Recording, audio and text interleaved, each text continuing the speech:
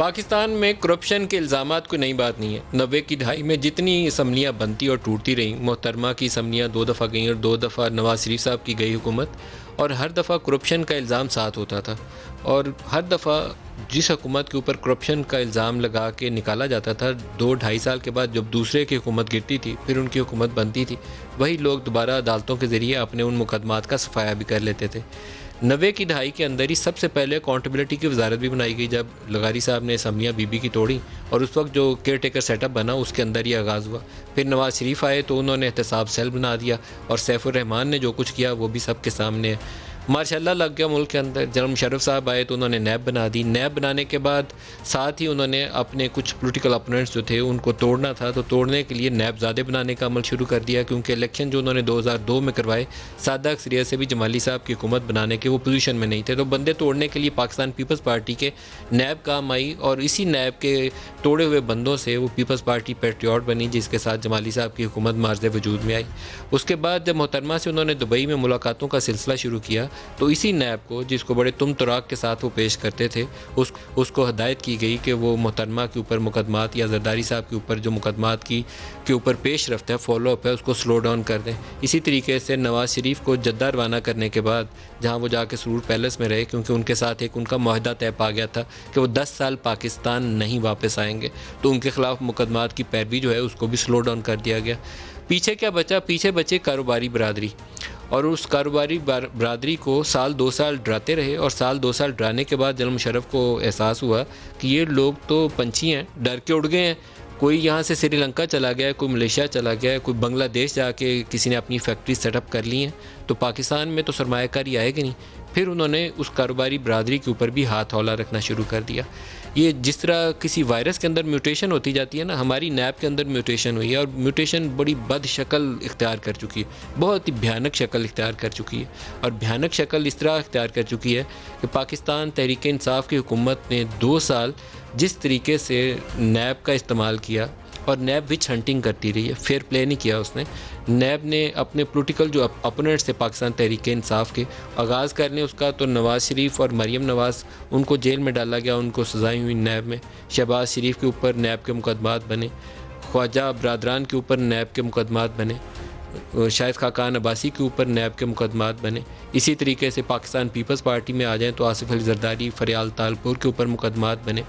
اب اگر ایک بڑا سوال یہ پوچھا جائے کہ کیا یہ سارے لوگ بہت صاف ستھرے تھے، تو شاید صاف ستھرے نہیں تھے۔ ماضی میں جو انٹرنیشنلی کتابیں چھپتی رہیں، جو انٹرنیشنل میڈیا رپورٹس آتی رہیں، جو پاکستان کی عدالتوں کے سامنے مقدمات آئے، جس میں اگر التوفیق والے کیس سے آغاز کر لیں، حدیبیہ پیپر مل والا، تو لوگوں کے ہاتھ صاف نہیں تھے۔ اسی طریقے سے پاکستان سے جو کیپٹل فلائٹ ہوتی رہی، منی لانڈرنگ کے اوپر جو انٹرنیشنلی رپورٹس آتی رہیں، اس میں ہماری پولیٹیکل ایلیٹ کے نام آتے رہے۔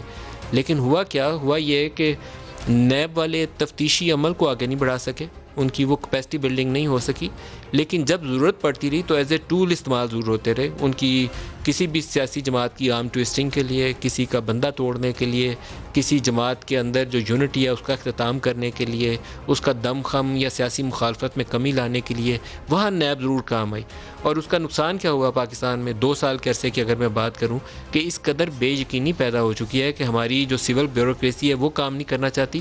کوئی آپ بڑا کانٹریکٹ سائن کریں تو اس بڑے کانٹریکٹ کو سائن کرنے والا وزیر سے لے کر سیکٹری سے لے کر اور وہ ادارے جو اس کے اندر بڈنگ یا انویسٹمنٹ پروسیس کے اندر حصہ لیتے ہیں، وہ نیب کی ایسی پیشیاں بھگتتے ہیں کہ اس کا اختتام ہونے کو ہی نہیں آتا۔